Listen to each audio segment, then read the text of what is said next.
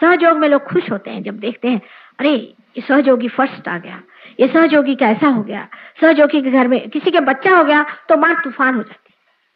अभी एक साहब की शादी हुई राउरी में, वो स्विट्जरलैंड के थे, वो वहां आकर उन्होंने शादी करी। पहले मेरे सगे भाई बहन तो यहाँ रहते हैं, मुझे क्या करना स्विट्जरलैंड में शादी करी। वो स्विट्जरलैंड से आए राउरी एक गांव में, वहां आकर के उन्होंने शादी करी, अपनी बीवी को भी लाए और वहां उन्होंने शादी कराई। वहीं घोड़े पर गए और सब कुछ किया उन्होंने। कहले भैया मेरा वहां कोई नहीं रहता, मेरे सगे सोयरे सब यहाँ पर। और ऐसे आनंद से सबने उसकी शादी बनाई और अब उसको बच्चा होने वाला है तो सब सहयोगी ऐसे खुश हो गए, आपस में पेड़े बांटने लगे। और उनके जो रिश्तेदार थे उनको समझ में नहीं आया कि ये कैसे सब हो गया। अब आपके रिश्तेदार सहयोगी हो जाते हैं, आपके मित्र हो जाते हैं, आपके अपने हो जाते हैं। आत्मज, आत्म शब्द बहुत सुंदर है, शायद कभी इसका मतलब किसी ने सोचा नहीं। आत्मज, जो आत्मा से पैदा हुए हैं वो आत्मज होते हैं। कहा जाता है कोई बहुत नजदीकी आदमी को, ये मेरे आत्मज है। जिसका आत्मा से संबंध हो गया उसका नितांत संबंध होता है। मैं खुद आश्चर्य में पड़ती हूँ कि मेरे जान को लग जाएंगे अगर किसी के इतनी सी तकलीफ हो जाए और बार बार माफी मांगेंगे, माँ तुम माफ कर दो, तुम तो माफ कर दो, उस पर कुछ तुम नाराज हो गई हो, नहीं तो अब मैंने कहा भाई तुम क्यों माफ कर मांग रहे हो उसको, अब वो भूल रहा है माफी मांगना तो हम ही मांग रहे हैं उसको माफ कर। इतना प्रेम चढ़ता है सब देख देखकर, इतना मोह लगता है कि कितनी मोहब्बत, कितना ख्याल, कितनी किसी पे कोई परेशानी आ जाए, पैसे की परेशानी आ जाए, कोई तकलीफ हो जाए तो सब के सब सीक्रेटली उसको कर लेते हैं, मेरे को पता ही नहीं चलता है। सब आपस में ऐसे खड़े हो जाते हैं और सारी दुनिया की दुनिया ऐसे सहयोगियों की जब खड़ी होगी तब सोचिए क्या होगा। अभी तो हम लोग वैमनस्य, द्वेष और हर तरह के कंपटीशन और ये पागल रैट रेस के पीछे में दौड़ रहे हैं, ये सब खत्म हो जाएगा और इतनी सुरक्षा की सेंस ऑफ सिक्योरिटी इतनी हमारे अंदर आ जाएगी कि सब हमारे भाई बहन। पर जो लोग सामूहिक नहीं होते वो निकलते जाते हैं सहयोग से।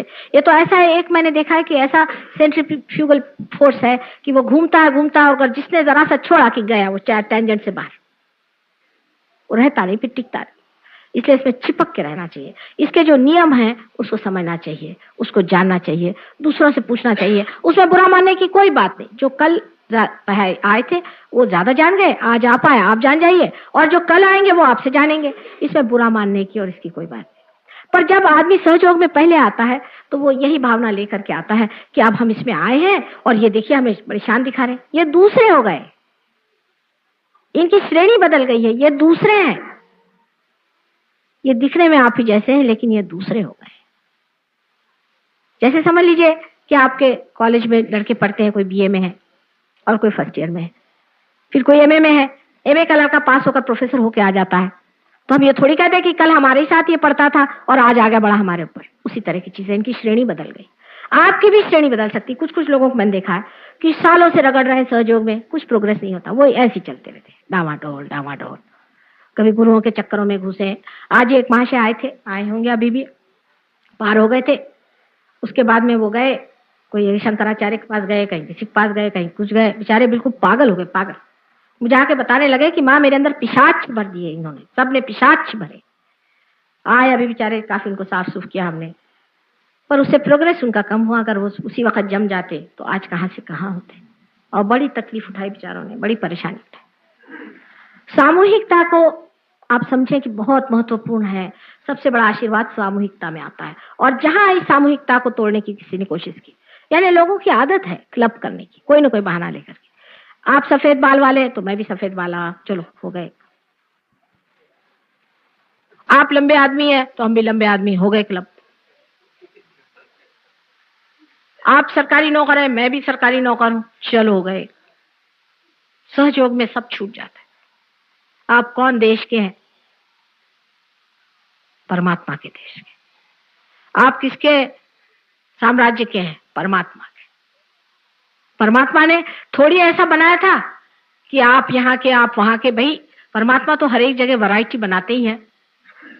ये त्रिगुण के परम्यूटेशंस एंड कॉम्बिनेशंस के साथ में उन्होंने ये सारा बनाया। और जिसलिए कि जिसे वैरायटी से खूबसूरती आती है। आप सोचिए सबकी एक जैसी शक्ल होती तो बोर नहीं हो जाते सब लोग? कम से कम हिंदुस्तानी औरतों को इतनी अकल है कि साड़ियां पहनती अब भी, और सब अलग अलग तरह की पहनती। पर आदमी तो बोर करते हैं उनके कपड़ों से, सब एक जैसे। औरतें जो हैं अभी भी अपना मेंटेन किया, अगर एक औरत ने देखा कि दूसरी मेरे जैसे साड़ी पहन के आई तो बदल के आ जाएगी।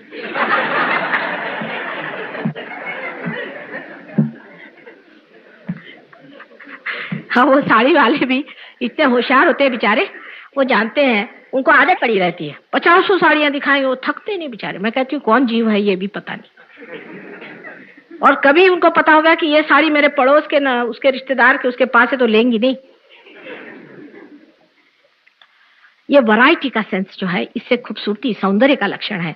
इसलिए परमात्मा ने बनाया, उसने सारी सृष्टि सुंदर से बनाई, कहीं पहाड़ बनाए, कहीं पे नदियां बनाई, कहीं कुछ बनाया, इसलिए कि आप लोग उसमें मस्त रहें, मजे में रहें। लेकिन आपने तो इसको ये बना लिया देश, और उसको वो देश बना लिया, उसने वो देश बना लिया, और लड़ रहे हैं आपस में। अजीब हालत है। हमारे जैसे अजनबी को तो बड़ा ही आश्चर्य लगता, भी इसमें लड़ने कौन सी बात। और फिर घुटते घुटते हर एक देश में अपनी अपनी समस्या, अपने अपने तरीके, अपना अपना ढंग बनता गया।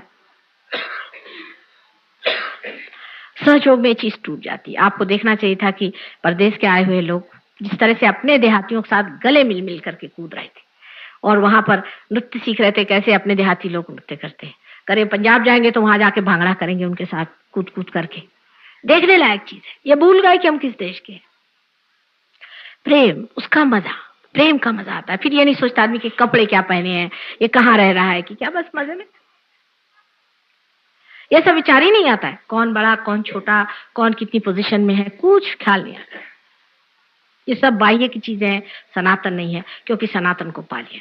पर सबसे बड़ी बात आपको याद रखनी चाहिए हर समय कि हमें सामूहिक होना चाहिए, और सामूहिकता में ही सहयोग के आशीर्वाद है। अकेले अकेले इंडिविजुअलिस्टिक बिल्कुल नहीं, बिल्कुल भी नहीं। आप खो दीजिएगा सब कुछ। मैंने ऐसे बहुत से लोग देखे। लोग ज्यादातर जो बीमारी ठीक करने आते हैं वो ज्यादातर इसी तरह से होते हैं। आए, बीमारी ठीक हो गई, उसके बाद बैठ गए।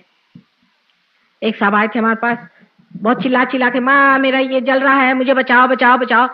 मैंने कहा बैठे रहो अभी थोड़ी देर। उसके बाद जब पहुंची तो भाई 5 मिनट में ठीक भी होगा। उसके बाद एक दिन बाजार में मुझे मिले तो मेरा फोटो वोटो रखा हुआ है अपने मोटर में। कल मैंने घर में भी फोटो रखा है, मेरे दिल में भी फोटो है। मैंने कहा बेटे क्या बात है, वाइब्रेशन तो है नहीं? कल हाँ नहीं, और अब एक कोई नई बीमारी हो रही। मैंने कहा सब फोटो बेकार गए ना तुम्हारे लिए, तुम सहयोग करने के लिए केंद्र पे आओ। आप सोचिए दिल्ली शहर में हमारे पास कोई केंद्र नहीं, हर तरह के चोरों के पास यहाँ इतने बड़े बड़े आश्रम बन गए। हमारे पास अभी कोई जगह नहीं, किसी के घर में ही हम कर रहे हैं। कोई बात नहीं, हमारे पास जो धन है वो सबसे बड़ी चीज है। उसके लिए कोई जरूरी नहीं कि हम महल खड़े हो और बड़े एयर कंडीशन आश्रम हो, वो तो कभी होंगे नहीं हमारे।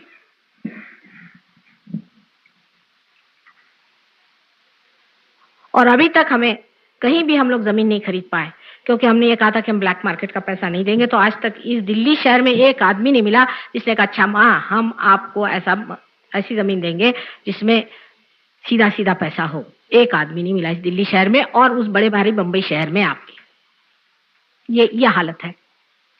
गवर्नमेंट से कहा तो वहां भी जो नीचे के लोग हैं वो ब्राइबरी लेते हैं। उनको क्या मालूम ये सब चीज कि ऐसा ऐसा होता है, लेकिन होता है। और उसके बाद उन्होंने जमीन दी भी, मतलब किसी ने ब्राइबरी तो हमने दी नहीं, तो उन्होंने हमें सब्जी मंडी के अंदर जगह दी। बताइए, सब्जी मंडी के अंदर जहां बैल बांधते हैं वहां उन्होंने सहयोगियों के लिए जगह दी। हमने कहा भाई जिसने दी उसने कभी देखा भी कि बैलों के साथ क्या सहयोगी वहां बैठने वाले। बहरहाल अब तो उस बात को लोग समझ गए। हमें बहुत दौड़ना पड़ा सालों तक, आज 10 वर्ष से कोशिश करने के बाद अब उन्होंने कहा है कि हम इस पर सोचेंगे। इसका अर्थ आप सरकारी नौकर जानते हैं, अभी वो सोच ही रहे हैं। तो बहरहाल जब भी जगह होगी, जैसी भी जगह आप उसको देखें, वहां करें। जो भी अभी सुब्रमण्यम साहब ने अपना घर दिया हुआ है वहीं होता है, और कोई जगह अगर आपको मिल जाए तो ऐसी कोई जगह कर लीजिए। कोई जरूरत नहीं कि बहुत बड़ी जगह हो, सर्वसाधारण जहां लोग आ सके, इस तरह से सब अपना ही कार्य। जो चीज श्री गणेश की है उसमें सबसे पहली चीज है कि मनुष्य को अपना चित्त स्वच्छ कर लेना चाहिए। चित्त स्वच्छ करने का तरीका, ये चित्त कहाँ है आपका? चित्त अगर परमात्मा में है तो शुद्ध है ही आप, क्योंकि चैतन्य आप में बह रहा है। और चित्त आपका इधर उधर है तो उस चित्त का फायदा क्या? जब तक आपका चित्त शुद्ध नहीं होगा तब तक आप ज्ञान को प्राप्त ही नहीं कर सकते, क्योंकि चित्त में ही आपका सारा चैतन्य बह रहा। चित्त से ही आप जानते हैं। जिसका शुद्ध चित्त होता है सिर्फ विचार मात्र से कार्य हो सकता है, ध्यान देने से ही कार्य हो सकता है, और कभी कभी उसकी भी जरूरत नहीं करती। जिस शक्ति को आप प्राप्त करना चाहते हैं, जिसे कि आपकी अंतिम जो कुछ भी, जिसे आप ध्येय कहिए या अपना लक्ष्य है जिसे आप प्राप्त करना चाहते हैं, वो है ये चैतन्य जिसको आप अंदर बसाना चाहते हैं, जिसके अंदर ये शक्ति है कि जिस शक्ति के कारण आप अनेक कार्य कर सकते हैं। उसको छोड़ करके आप क्या ये बेकार चीजों के पीछे पड़े।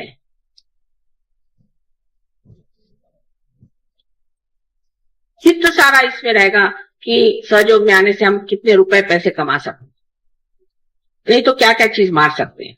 उससे जरा ऊंचे उठे तो इस पे चित्त रहेगा कि हम किस तरह से अपनी बीमारी ठीक कर लें। उसके बाद और चित्त उठा तो ज्यादा से ज्यादा ये कि माँ के दर्शन होने चाहिए। अब हर जगह से, कभी औरंगाबाद से तो कभी आपके संगमनेर से तो कहीं से लोग बस आ जमते, दिल्ली से कलकत्ते से जम गए। हम जान करके, मुद्दा मराठी में शब्द है, इसका कोई और वो नहीं है, पर्याय नहीं, मुद्दामू जान करके हम आए। क्यों आए भाई? मेरे पास टाइम नहीं है यहाँ मुद्दामू ना आए कि सबसे लड़ाई करने का, कि माँ के दर्शन, हम दर्शन कर रहे हैं। दर्शन तो तुम्हारे हृदय में ही हो सकते हैं। अरे तुमको इतनी शक्ति दे दी, उसके ही दर्शन करो, बहुत है। हम तो शक्ति ही है ना, हमें निराकार में तुमने प्राप्त नहीं किया है, इसलिए दर्शन चाहिए। फिर बैठ करके घंटों इधर की बात उधर की बात, समय बर्बाद करना क्या जरूरत है? शक्ति स्वरूप होने में आप स्वयं शक्ति हो सकते हैं, लेकिन ये रुकावटें कब जाएंगी और कब हम समझेंगे कि हम स्वयं वो शक्ति स्वरूप हो सकते हैं, और हमारे अंदर इतनी शक्तियां हैं, उसके अंदर हमें रमान होना चाहिए, जिसके कारण कुछ भी न करते हुए सारा काम हो जाए। लेकिन ये विचार दिमाग में नहीं आ सकता आसानी से। अज्ञान ही नहीं है, सिर्फ अज्ञान हो तो मैं कहूं ठीक है, सिर्फ अज्ञान ही, अज्ञान ही नहीं है, लालच जो जकड़े हुए हमें, और दूसरी ममता माया, ये मेरा लड़का, ये मेरा बेटा, ये मेरी बेटी। और जिस वक्त आप इसे सोचते हैं तब ये सोचना चाहिए कि हम माँ के भी तो बेटे हैं, उनकी भी तो बेटी हैं, और उनके ही हम आप बेटे हैं। सजोक्या में आने के बाद आपका जीवन बदल गया, आप दूसरे खानदान में चले गए, आपका घर बदल गया, आपका गोत्र बदल गया, आपकी जाति बदल गई, आपका धर्म बदल गया, आप पूरी तरह से बदल करके एक नए हो गए, नए मानव हो गए हैं। वो क्यों? क्योंकि आपकी माँ जो है उसने आपको जागृति दी, तो आप सब पूरी तरह से बदल गए। जैसे एक गणेश जी को बनाने से हमारे हजारों काम, करोड़ों काम हो जाते हैं, क्योंकि उनके अंदर पूर्णतया माँ पे ही श्रद्धा, माँ के ही लिए सब पूर्णतया शरणागत होने की स्थिति है। सो जब तक वो शुद्धता हमारे हृदय में नहीं आएगी, जब तक हमारे मन में हम उस शुद्धता को प्राप्त नहीं करेंगे, तब तक वो शरणागति आएगी नहीं। ये तो ऐसा ही है कि जब तक आप गंगा पर नहीं जाएंगे और उसमें गगरी नहीं डुबाएंगे, और गगरी के अंदर अगर जगह नहीं होगी तो उसमें पानी कैसे आएगा? ये सीधा हिसाब। सो जरूरी है कि हम अपने चित्त को शुद्ध करें, और चित्त को शुद्ध करके वो शुद्ध चित्त ही हम अपने माँ को दे सकते हैं। अशुद्ध चीज से तो हमें तकलीफ ही होती रहती है, और जब शुद्ध चित्त होता है तो आपको आश्चर्य होता है कि आप स्वयं ही एक पुष्प की तरह महकते रहते,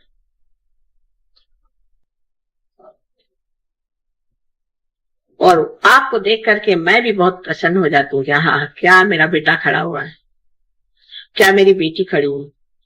और सब चीजों से मुझे प्रसन्न नहीं होता कि आप बड़े अच्छे कपड़े पहन के मेरे सामने खड़े हो जाएं, सूट बूट पहन के या बाल कटा के, मुंह में लिपस्टिक लगा के, उससे मुझे बिल्कुल प्रसन्नता नहीं। तो उल्टे मुझे लगता है ये जा रहे अब बस्ते से हट रहे। इस तरह की जो आधुनिकता है उसे प्राप्त कर लेना, गणेश के ओर से मुंह मोड़ लेना है। उसकी क्या जरूरत है? वो तो पुरातन है और हम भी बहुत ही पुरातन है। इसलिए अगर आप हमारे बेटे हैं और हमारी बेटियां हैं तो जिस संस्कृति को हम पुरातन मानते हैं उसी से आपको चलना होगा और रहना होगा। और इसका नजारा बहुत खराब दिखाई देता है बाहर। लोग बात हमसे खुद कहते हैं, जो फॉरेन के लोग हैं जिनको कि उनके समाज ही में अत्यावश्यक है, वो तक कहते हैं कि माँ तुम परमिशन दे दो तो हम लोग सब साड़ियां पहन के घूमेंगे, कुर्ते पैजामे में पहन के घूमेंगे। लेकिन हमारे यहाँ उल्टा हाल। तो जो गणेश की संस्कृति है कि इस संस्कृति की अंतरतम जो स्थायी भाव है वो है सौंदर्य।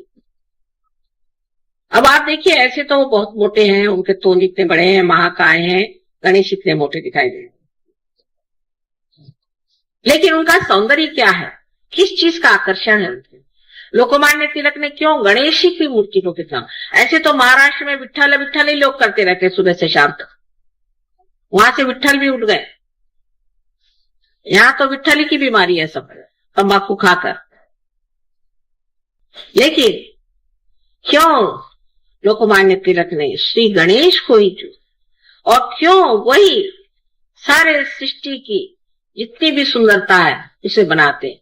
उनका कौन सा स्थायी भाव है जिसके बगैर श्री राम, श्री कृष्ण, ईसा मसीह या बुद्ध या कोई भी नहीं सौंदर्य में उतर सकते थे? वो कौन सा उनके अंदर भाव था? उनके अंदर वही बाल्य स्वभाव, एक बालक का स्वभाव, इसमें अबोधिता, इनोसेंस, पूरा इनोसेंस उसके अंदर भरा होता। यही चीज जो है सबसे मोहक और सुंदर होती है, न कि आपकी चालाकी और आपका बनना ठन्ना। ये कोई मोहकता, ये तो 2 क्षण की बात है। एक मुंह पे लोग अच्छा बोलेंगे, पीठ पीछे बुरा कहें।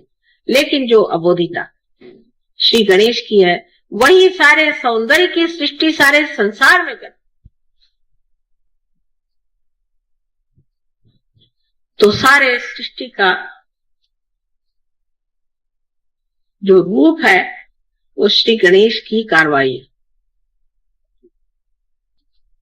उनकी जो बालिश बातें हैं, श्री कृष्ण का भी वर्णन वही सबसे अच्छा लगता है जो सूरदास ने किया है। ये ठुमकत चलते थे, ऐसे पैर से पैंजन उनके बजते थे, गिर जाते थे। और आश्चर्य की बात है कि वो शीशे में अपना स्वरूप देख करके बड़े खुश होते थे, हालांकि वो विश्व के करता है। जहां उन्होंने अपनी माँ को अपने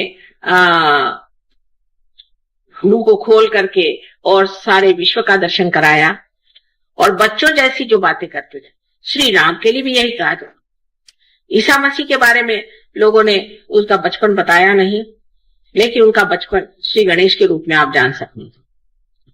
और इसीलिए जहां जहां बचपन का लोगों ने उल्लेख नहीं किया तो बड़ी भारी गलती कर गए, क्योंकि ऐसे लोगों में आनंद और उल्लास नहीं होता, रोने धोने का धर्म बन गया।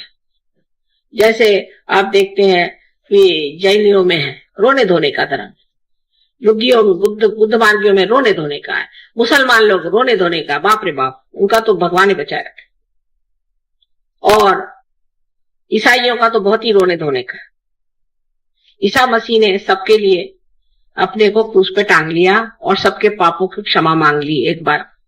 अब आपको आश्चर्य होगा, ऐसी ऐसी जगह है जहां ईसा मसीह को तो टांग नहीं सकते तो खुद ही टंग लेते हैं, और बड़े प्रोसेशन के साथ वो टंगा हुआ आदमी सब दूर घुमाएगा। बताइए, इस तरह के तमाशे करने से क्या आप ईसा मसीह को प्राप्त कर सकते हैं? सो जो आनंद है, उस आनंद के प्राप्त करने के लिए सर्वप्रथम आपको गणेश जी जैसे होना चाहिए। उसकी ओर कौन ध्यान देता है? आज पूजा के बाद भी क्या आप सोचेगा कि माँ ने हमसे बताया कि हमें गणेश जी जैसे अबोध होना चाहिए। चलो कोई आपको ठग भी लो, हमें भी बहुत लोग कहते हैं कि माँ बहुत सीधी हैं, आप बहुत भोली हैं, आपको लोग ठग लेते। मुझे ठगने वाला अभी तक पैदा नहीं हुआ, लेकिन मैं मैं जानू तो कि तुम कैसे ठग हो, नहीं तो मैं जानूंगी कैसे कि ठगी क्या होती है, क्योंकि मुझे तो मालूम ही नहीं ठगी चीज क्या होती है। जब ये मुझे ठगते हैं तब मुझे पता रहता कि ये ठग है और ये ठगी होती है। फिर उधर चित्त देने से वो ठग भी खत्म हो जाता है और ठगी भी खत्म हो जाती है।